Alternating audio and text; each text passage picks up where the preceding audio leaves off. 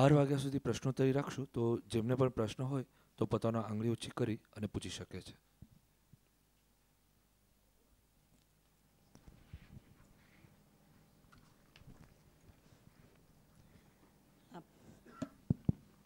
આપણે જે હમણાં દ્રષ્ટાંતમાં વાત કરી કે જો આપણે બેંકમાંથી પૈસા લેવાના હતા, જો 1 મિનિટે પહોંચ્યા બેંક બંધ થઈ ગઈ તો આપણને પૈસા મળતા નથી, અને એની બદલે આપણે સોમવારે 11 વાગે આપણને પૈસા મળે છે. હવે જ્યારે હું વ્યવહારમાં હોઉં અને મારે આ પૈસા કોઈકને આપવાના છે, જે પૈસાનું મેં કમિટ કર્યું હતું કે હું શનિવારે સાંજે 5 વાગ્યા સુધી તમને આપી દઈશ, પણ હવે હું પહોંચાડી શકતી નથી, તો એ વ્યક્તિને મારા માટે જે ગુસ્સો આવી રહ્યો છે, તો હું એ વખતે એમ વિચારું કે જેમ ક્રમબદ્ધમાં હતું એમ થયું, અને કાં તો મારે શું વિચારવું જોઈએ આના રિલેશનમાં, વ્યવહારની દ્રષ્ટિએ ને બધે, કારણ કે એ વ્યક્તિનો હું નિમિત્ત બની છું ગુસ્સાનું, તો મારે વર્તન કેવું રાખવું જોઈએ, મારે ભાવ કેવા રાખવા જોઈએ? જે વ્યક્તિને તમારા પર ક્રોધ આવે છે એ વ્યક્તિના ક્રોધના કારણે તમને કોઈ બંધન થતું નથી. કોઈ પણ ભાવ કોઈ પણ વ્યક્તિ પ્રત્યે થાય તો એના કારણે ભાવ જેને થયો એને જ બંધન છે. તમને બંધન છે, પણ તમને શેનું બંધન છે કે તમે જો તમારી જો દાનત આપવાની ન હોય તો તમને બંધન છે. આનો ભાવ ઊંડો છે કે જે ભાવ ભાવે ને એને તો બંધન છે અને એને કર્મ બંધાય છે, પણ જેના પ્રત્યે ભાવ ભાવવામાં આવે છે એને કંઈ નથી. જેમ કે તમે ફોન કર્યો કોઈને અને ફોન કરો છો તો તમારે મોબાઈલનું બિલ આવે છે, સામાવાળાનું ઇન્કમિંગ ફ્રી છે. એટલે જે કરે એને જ ચૂકવવાના છે, જેના ઉપર કર્યો હોય ને એને કંઈ નથી. બસ તો એ રીતે જાગૃતિ રહી, અને તમે પછી જે ભાવ કર્યા હોય તો એના પાછા ચૂકવવા પડશે, એ તમારા તરફથી થયેલો ભાવ, તો એમાં એને કોઈ બંધન નથી.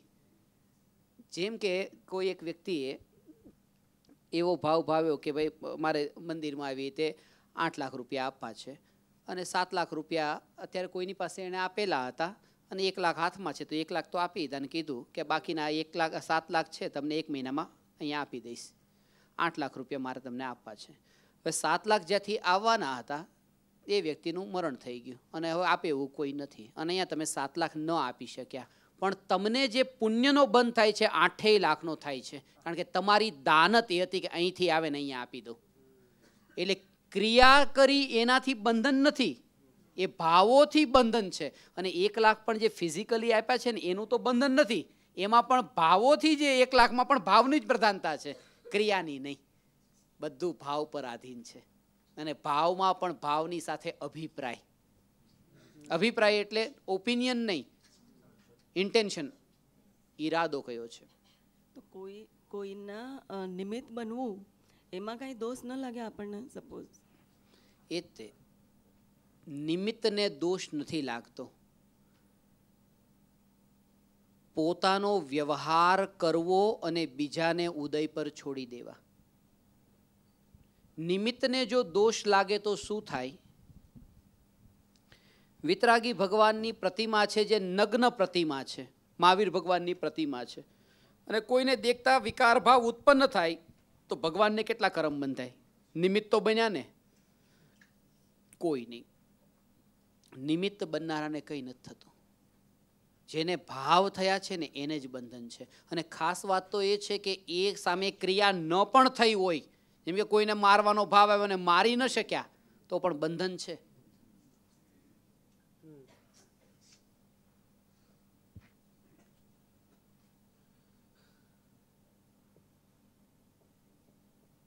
સામાવાળાનો પુણ્યનો ઉદય ચાલતો હોય અને એને કંઈ ન થાય.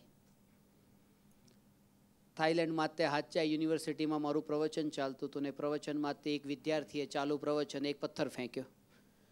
હું આમ થઈ ગયો, બચી ગયો. અને મેં કહ્યું શું કર્યું ભાઈ? તો કે વાગ્યો. વાગ્યો તો કહેવાનું હવે થોડોક સાઈડમાંથી ગયો, પણ પછી મેં આ અહિંસા ઉપર જ વ્યાખ્યાન ચાલતું હતું ત્યારે એને કહ્યું કે અહીંયા મારું માથું ફૂટે ત્યારે તને કરમ બંધાય એવું નથી. તારા અંદર જેવો ભાવ થયો તને બંધન તો ત્યારે જ થઈ ગયું. મારો પુણ્યનો ઉદય હોય અને તને ભાવ આવ્યો તો તને પાપ નહીં બંધાય એમ નથી, પાપ તો બંધાય જ ગયું એમ. અને ઘણીવાર આ માતો પથ્થર છે, ઘણી વખત ઈરાદા ઉપર છે. આપણો હાથ કોઈને લાગી જાય ને તો તરત ઝઘડો થઈ જાય. સાંભળો કે હે આ હાથ લાગી ગયો, જોઈ નથી ચાલતા, પગ ઉપર પગ મુકાઈ ગયો. આપણે કેટલો ઝઘડો કરીએ છીએ. પગ કોઈનો અહીંયા પગ ઉપર પડી ગયો તોય તે કેમ પગ મૂક્યો, કેમ પગ મૂક્યો. અને ડૉક્ટર આપણા ઘરે આવે, મોટી જબરી સુઈ એવી ઘુસાવી દે અને ડૉક્ટરને કહી થેન્ક યુ ડૉક્ટર સાહેબ. ઈરાદો કે ત્યાં ડૉક્ટર સાહેબનો ઈરાદો એવો નથી, સારા કરવાનો ઈરાદો છે. એટલે મુખ્ય જોર ક્રિયા કરતા ભાવ ઉપર અને એનાથી પણ વધારે ઈરાદા ઉપર આપવું. આપે કહ્યું કે ભેદજ્ઞાન સ્વાધીન છે, પણ બધું ક્રમબદ્ધ પ્રમાણે થઈ રહ્યું છે. તો મારું જ્યારે ભેદજ્ઞાન લખાયું એટલે ક્રમબદ્ધમાં હશે ત્યારે જ થવાનું છે, તો સ્વાધીન કેવી થયું? એ તો ઓલરેડી નિશ્ચિત છે, મારા ઉપર છે જ નહીં. બરાબર છે. જે નિશ્ચિતતા જે છે ને એ નિશ્ચિતતા એ જ સ્વાધીનતા છે. કે જ્યારે પણ એ ક્રમબદ્ધમાં હતું એ થયું, પણ ક્રમબદ્ધમાં જે થાય છે, જ્યારે જે ઘટના ક્રમબદ્ધમાં લખાયેલી છે એ ક્રમબદ્ધમાં છે ત્યારે થાય છે, પણ એ થાય ત્યારે એ થવા માટે એણે બીજાની પાસે કેટલો હાથ ફેલાવવો પડ્યો. એ વખતે થયું તો ક્રમબદ્ધ જ તે, પણ એના માટે કોની પાસે હાથ ફેલાવવો પડ્યો કે ના કોઈ પાસે નહીં. તો કોઈ પાસે હાથ ન ફેલાવવો પડ્યો એટલે એને સ્વાધીન કહ્યું, અને થયું એના સમયે એટલે એને ક્રમબદ્ધ કહ્યું. એટલા માટે બે શબ્દ હતા ને, સ્વતંત્ર ને સ્વાધીન, અને ક્રમબદ્ધ અને ક્રમ નિયમિત, હોની અનહોની વાળા પેરેગ્રાફમાં. તો મને અશુભ ભાવ થાય તો મારે એને જેમ છે તેમ જોયા કરવાનું કે મારે અશુભ ભાવને અટકાવવાની મહેનત કરવાની? આ ભાવો જે છે અશુભ ભાવો એ વિકલ્પો છે, અને વિકલ્પો એ અંદરની વૃત્તિમાંથી ઉછળે છે, અને આપણે વિકલ્પોને ટાળવાની કોશિશ કરીએ છીએ, વૃત્તિનો વિચાર નથી કરતા. આનો અર્થ એ છે કે એક ફુવારો છે અને 4 રસ્તા પર ફુવારામાં પાણી ઉછળી રહ્યું છે. તો જે ઉછળતું પાણી છે ને એ નીચે બહુ ગંદુ પાણી હતું અને ઉપર ઉછળ્યું, એ ગંદુ પાણી ઉપર ઉછળ્યું હતું, અંદર ગંદુ કુંડામાં, અને ઉછળ્યું ગંદુ. તો આપણે શું કરીએ કે જે ઉછળતો ભાવ એ વિકલ્પ છે અને અંદર ભરેલું છે ને બધું, એને વૃત્તિ કીધી છે. વૃત્તિમાંથી વિકલ્પ ઉછળે છે, અને જે ભાવો ઉત્પન્ન થાય ને આપણને એ કોશિશ કરીએ છીએ કે આ ભાવો હવે રોકાઈ જાય. અને એ ભાવો કદાચ રોકાઈ પણ ગયા, ચલો સ્વિચ ઓફ કરી દીધી, એ ઉછળતો ફુવારો છે બંધ થઈ ગયો, પણ અંદરનો કચરાનું શું ભરેલું. અને અંદરનો કચરો જો ન રહે તો ઉપર આવશે શું? આપણે વિકલ્પને ટાળવાની કોશિશ કરીએ છીએ, વૃત્તિને નહીં. અને વૃત્તિ ટળે તો વિકલ્પ થાય જ નહીં, અને એનો ઉપાય છે.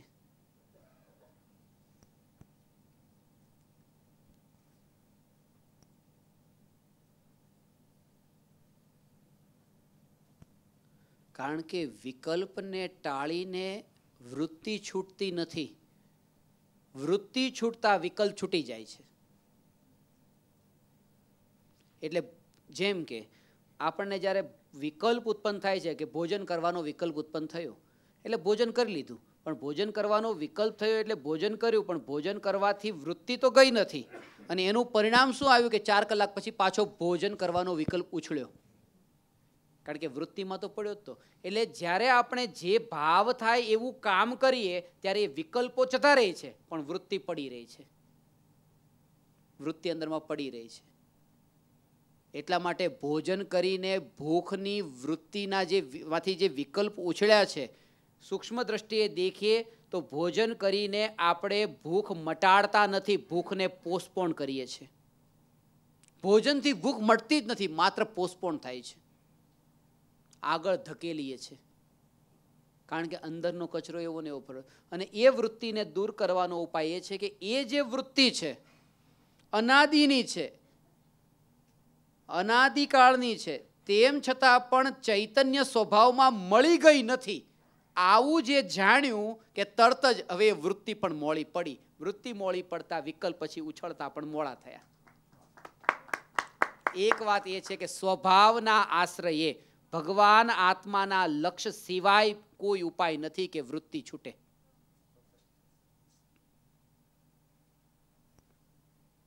હાજી. ગઈકાલે આપે કીધું કે જેવા આપણે વિચારો કરીએ છીએ એવું પછી પ્રવૃત્તિમાં બી આવી જાય છે, કારણ કે વિચારોની બી એક તાકાત હોય છે. તો એવી રીતે જ મને જો અશુભ વિચારો આવી રહ્યા છે, વૃત્તિ તો આપણે એની મહેનત કરી રહ્યા છીએ, પણ અત્યારની ભૂમિકાએ જો મને અશુભ વિચાર આવી રહ્યા હોય અને એનું હું કાંઈ ન કરું તો એના ધક્કાથી મારી પ્રવૃત્તિ બી બગડશે. એ વખતે અશુભ વિચાર જ્યારે આવે છે ત્યારે જેના લક્ષ્ય આવે છે ને, આમાં કે જેમ કે ક્રોધનો ભાવ આવ્યો, હવે આ વ્યક્તિના ઉપર ક્રોધ આવે છે, આ વ્યક્તિ ઉપર, અને તમને જે ભાવ આવે છે તમે કીધું કે મારે આ ક્રોધ નથી કરવો, આની ઉપર ક્રોધ નથી કરવો, આની ઉપર મારે ક્રોધ નથી કરવો. તો જેવો ક્રોધનો ભાવ ઉત્પન્ન થાય ત્યારે જ્ઞાની કહે છે કે આ જે ક્રોધનો ભાવ ઉત્પન્ન થયો, આ હું ચૈતન્ય ભગવાન આત્મા છું, હું ચૈતન્ય ભગવાન આત્મા છું. જ્યાં સુધી આના ઉપર ક્રોધ નથી કરવો તો નજર ત્યાં જઈ રહી છે, અને આના ઉપર નજર જાય તો ક્રોધ આવવાનો જ છે. અને હું ચૈતન્ય ભગવાન આત્મા, આ ક્રોધ મારું સ્વરૂપ નહીં, તો પર ઉપર દ્રષ્ટિ જ ન ગઈ તો આ ક્રોધ પણ નહીં થાય. અહીંયા સ્વભાવ પ્રગટ થાય છે. શરૂઆતમાં અઘરું લાગશે, કારણ કે અનાદિની કરતા બુદ્ધિ છે ને, પણ અભ્યાસ કરતા કરતા ધીરે ધીરે થશે જાગૃતિના બળ પર. દ્રવ્ય દ્રષ્ટિ થયા સિવાય સાચો પુરુષાર્થ થતો નથી. જી. તો મારો અત્યારનો પુરુષાર્થ જે છે એ સાચો કે ખોટો, અને જો તો પછી દ્રવ્ય દ્રષ્ટિ પ્રાપ્ત કરવી હોય તો શું કરવું? જ્યાં સુધી મિથ્યાત્વ છે ત્યાં સુધી કર્તૃત્વ ભાવ છે, અને ત્યાં સુધી સત્ય પુરુષાર્થ નથી. અહીં સુધી કે જ્યારે જીવને નિર્વિકલ્પ આત્માનુભૂતિ પ્રગટ થાય છે, તે સમયે નિર્વિકલ્પ આત્માનુભૂતિના પહેલા એ જે વિકલ્પ છે ને, હું ભગવાન આત્મા છું. હવે ચિંતન કરવા માટે બેઠા, હું ભગવાન આત્મા છું, હું ભગવાન આત્મા છું, હું ભગવાન આત્મા છું. ભગવાન આત્મા સંબંધી જ વિચાર ચાલે છે. ત્યારે એટલી જાગૃતિ વર્તે કે એ જે વિચારની ધારા છે ને એને પણ ઉદયમાં જ મોકલે. આ હું ભગવાન આત્મા છું એવો જે વિચાર ચાલે એ વિકલ્પ જ છે, જે નિર્વિકલ્પ નથી થયો. અને એ વિકલ્પ પણ ઉદયનું પરિણામ છે, આમાંય મારું કંઈ નહીં. અને જ્યારે એનો પણ રસ છૂટી ગયો તો વિકલ્પ પણ છૂટી ગયો, નિર્વિકલ્પ થયો. એનો પણ રસ નહીં. અને આ વિચાર કરતા કરતા વિચારનું પરિણામ છે. કર્મની કામ કરે પણ અંદરની વિચારધારા. આ જે શરીર છે ને, આ શરીર પુરુષનું શરીર, સ્ત્રીનું શરીર. તો પુરુષનું શરીર અને સ્ત્રીનું શરીર તો આપણે કહીએ છીએ. ખરેખર જે પુરુષનું શરીર હોય છે ને એ સ્ત્રીનું શરીર પણ છે, અને જે સ્ત્રીનું શરીર છે એ પુરુષનું શરીર પણ છે. કારણ કે આ ખાલી એક પિતાના પરમાણુથી નહીં, માતા પિતાના બંનેના પરમાણુ. અને સ્ત્રીનું શરીર જે બન્યું એ પણ સ્ત્રીના નહીં, માતા પિતાના. એટલે આમાં સ્ત્રી પણ હોય છે અને સ્ત્રીના શરીરમાં પુરુષ પણ હોય છે. પણ થાય છે એવું કે જ્યારે આત્મા એ શરીરમાં પ્રવેશ કરે ને ત્યારે જ એની ધારા પણ આવી જ વિચાર વિચાર વિચાર આવો જ ચાલુ થાય. હું પુરુષ, હું પુરુષ, હું પુરુષ, હું પુરુષ, હું પુરુષ. તો સ્ત્રીવાળા પરમાણુઓ ઓટોમેટિક એ સમાતા જાય, પુરુષનો જ વિકાસ થાય. અને ત્યાં હું સ્ત્રી, હું સ્ત્રી, હું સ્ત્રી. તો પુરુષવાળા પરમાણુ શાંત થઈને સ્ત્રીનું શરીર. અંદરની આ વિચારની જે અસર છે ને અંદરમાં એ તૈયાર થતી હોય, આ વિચારનું પરિણામ છે. અને એ સમયનો ઉદય પણ એવો હતો કે સ્ત્રી પર્યાય તરીકે જન્મે, કર્મનું થિયરી છે, કર્મનું કામ છે. પણ વિચાર આટલી હદે અસર કરે છે, અંદરમાં જ ચાલુ થઈ ગઈ છે પ્રોસેસ. એટલે વિચારનું બહુ મહત્વ છે.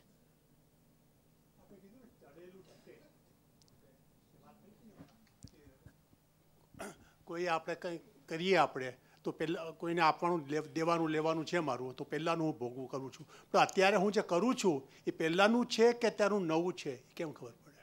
બરાબર છે, એ વાત સત્ય છે. એટલે એક શબ્દ ખાસ કહેતો હતો કે દાનત. દાનતનો અર્થ એ છે કે જ્યારે પણ આપણે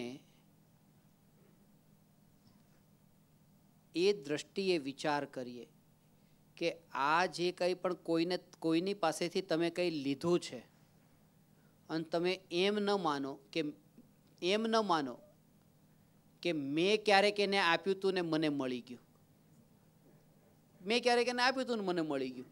એટલા માટે જ્ઞાનીઓએ એમ કહ્યું કે અત્યારે તમારી પાસે જે આ જે વિકલ્પણ આવા ઉઠે છે ને એ તમારી ક્યાંક ને ક્યાંક એ પદાર્થમાં સુખબુદ્ધિનું પરિણામ છે કે આવો ભાવ ઉઠ્યો છે.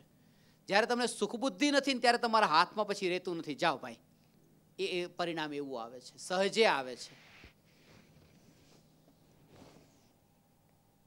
કૃપાળુ દેવ તો કહેતા કે લાખો વર્ષોથી કરડોના કરજમાં કોઈ ડૂબેલો હોય ને અને મચ્છરથી આખું શરીર ઢંકાયેલું હોય તો એ જે છે ને એ કરોડોના કરજથી ચૂકતે થતો હોય ને મુક્ત થતો હોય તો એને કેટલી હળવાશ હોય. તો આ મચ્છર જે બેઠા છે આના સાથેના કોઈ કરમના કરજ અમારા ઉપર ચડેલા હતા, ઉતરી રહ્યા છે. નહીં તો 11મેથી હજી નીચે પડવું પડે. આ ચૂકતે થઈ રહ્યા છે.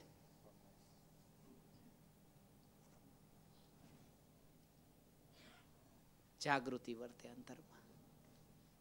પંડિતજી, આ ક્રમબદ્ધ જે છે એ કેમાં આવે? કાલલબ્ધિમાં આવે કે હોનારમાં? પાંચેય સમવાય જે છે ને એ પાંચેય સમવાયનું એક સાથે હોવું એ ક્રમબદ્ધ છે.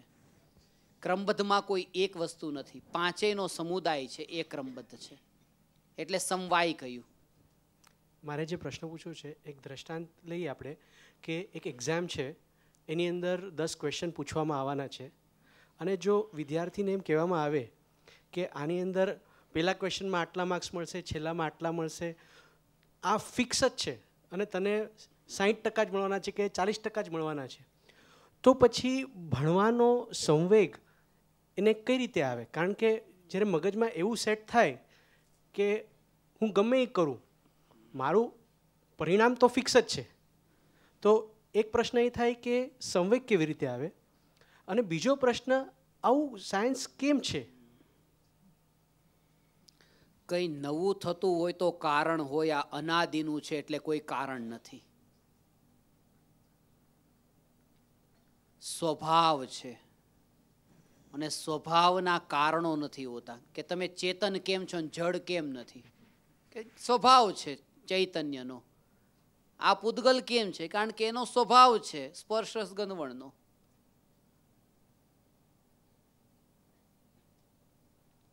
જો ભણશે તો પાસ થશે અને જો નહીં ભણે તો નાપાસ થશે. કેવળી ભગવાનના કેવળ જ્ઞાનમાં જો તો વાળી વાત નથી. આ ભણશે અને પાસ થશે, નહીં ભણે નાપાસ થશે. પણ જે વિદ્યાર્થીને એમ કહેવામાં આવ્યું કે બધું નક્કી છે અને એ હવે બધું ન ભણ્યો, તો એનું નહોતું ભણવાનું એ નક્કી હતું અને એમાં આ વાત એને સાંભળવી એ નિમિત્ત હતી. આ સત્ય છે. એને એમાં પણ આવું નિમિત્ત મળવાનું હતું, આ પણ નિમિત્ત બની ગયું. ડોક્ટરની ક્લિનિકમાં એક પણ દવા નકામી નથી હોતી અને લેતા ન આવડે તો બધી જ ખતરનાક છે. ઔષધિ, લેતા ન આવડે તો ઝેર છે. આ ક્રમબદ્ધ પર્યાયનો સિદ્ધાંત જ્ઞાનીઓ સમજે છે. એટલે નિરાશ થવાની જરૂર નથી. કેમ ખબર છે? કારણ કે આના બધા પડખા અલગ અલગ જાણતા જ તે અંદરથી જે આમાં પણ હજી કંઈક કરવાનો ભાવ આવતો હતો ને કે તો હવે છોકરા નથી કેવું, તો એ થઈ ગયું કે ભાઈ જો એનું એવું હશે તો એને આ રૂપે એને લેશે. એટલે પોતાના ઉપરથી બોજો નીકળી ગયો. પોતાના ઉપર, કારણ કે દરેકને જ્યારે, અને એ પણ એનું પોતાનું પરિણામ છે. આ તો બીજાના ઉપર આપણે દોષારોપણ કરીએ છીએ એટલા માટે એમ લાગે છે કે આણે આમ કર્યું બીજાના ઉપર. દરેકનું પોતપોતાનું. એક વિદ્યાર્થી છે, પરીક્ષામાં પપ્પાએ એને ઘણો બધો ભણાવ્યો હતો અને ઘણો ખર્ચો કર્યો હતો. પરીક્ષા આવીને પરિણામ આવ્યું. પરિણામ લઈને પપ્પાની પાસે આવે કે જો પપ્પા પરિણામ આવ્યું. તો જોવે છે, અંગ્રેજીમાં 100માંથી 2, ગુજરાતીમાં 100માંથી બધા વિષયનો ટોટલ 35 નતો થતો. અને પપ્પાને આવ્યો ગુસ્સો કે તે આવું કર્યું? તો કે પપ્પા આ જોવું તો ખરા, તમારું પરિણામ છે, આ તમારું પરિણામ છે. પપ્પાએ ઉપર જોયું, નામ જોયું, છોકરાનું જ નામ હતું. કે ક્યાં? આ તો તારું પરિણામ છે. તો કે પપ્પા તમે કોઈ એવા કર્મ કર્યા હતા એનું આ પરિણામ છે કે મારા જેવો દીકરો મળ્યો, આ તમારું જ પરિણામ છે. અને હકીકત તો એ જ છે, નહીં તો કોઈ સારો હોશિયાર દીકરો કેમ ન મળે? એ ભલે પરિણામ દીકરાનું છે પણ છે પપ્પાનું પરિણામ. પોતાના ઉપર લઈએ ને સમતા રહે છે, આકુળતા નથી થતી.